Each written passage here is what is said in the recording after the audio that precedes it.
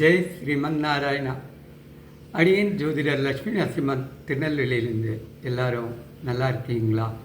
ரொம்ப நாளாச்சு, சில காரணங்கள்னால போட முடியல, மன்னிக்கணும் எல்லாரும் அடியேன்னு. இன்றைக்கி ஒரு புது சப்ஜெக்ட் பார்க்க போகிறோம். நிறைய பேர் கேள்விப்பட்டிருக்க மாட்டா. அது ஆரூட பத லக்னம் அப்படின்னு சொல்லுவாள். அப்படின்னா என்னென்னா, இப்போது புக்கில் ராஜராஜ சோழன்னு படிக்கணும்.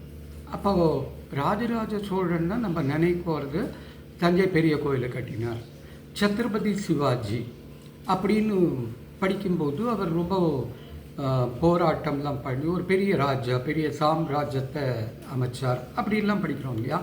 தட் இஸ் கால்டு ஆருட பத லக்னம். மற்றவாளுக்கு அப்படி தெரிகிறார். ஓகே, இப்போது இந்த ஆரூட பத லக்னம் எப்படி பண்ணுறது, எப்படி பிரிக்கிறதுங்கிறது ஜோதிடருடைய வேலை. அதை பற்றி நமக்கு தேவையில்லை, அது டெக்னிக்கல். நமக்கு அது எப்படி யூஸ் பண்ணுறது, என்ன பண்ணுறது, எதுக்கான தீர்வு என்ன அப்படிங்கிறது தான். இப்போ லக்னம்ங்கிறது நம்மளை பற்றி நாம் நினச்சிக்கிறது. நான் ரொம்ப பராக்கிரமசாலி, நான் ரொம்ப புத்திசாலி, எல்லாரையும் அடக்கிடுவேன், அப்படி பண்ணிவிடுவேன், இப்படி பண்ணிவிடுவேன், அது நாம். பட் எதிராளி நம்ம முகத்தை பார்த்த உடனே, நம்மளை பார்த்த உடனே அவருக்கு ஒரு ஃபீலிங் வருது இல்லையா, இது வேஸ்ட்டு, இது முடியாது, இதுக்கு படிப்பு இல்லை, அது அந்த மாதிரி ஒரு ஒரு ஒரு எதிரான ஒரு அபிப்பிராயம் வருது இல்லையா.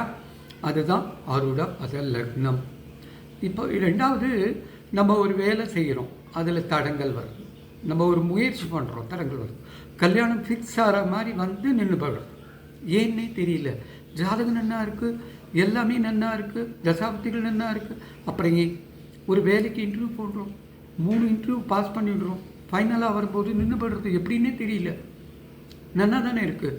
அப்படின்னா அதுதான் இந்த ஆரூட பத லக்னம். நம்மளை பார்த்த உடனே நம்ம ஓகேவா இல்லையான்னு முடிவு பண்ணுறோம். மைண்டு சேஞ்ச் ஆகுது.